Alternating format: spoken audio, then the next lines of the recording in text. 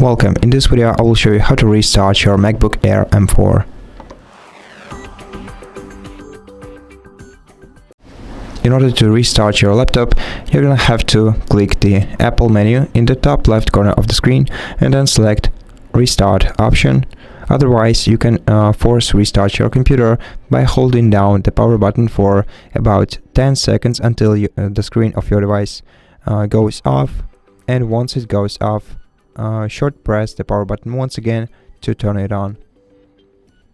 Let's click Restart, then Confirm, and then just wait until your device is rebooted. And that's basically it. Thank you for watching this video. If it helped you, please consider subscribing to our channel, leave us a like and a comment below, and I'll see you in the next one.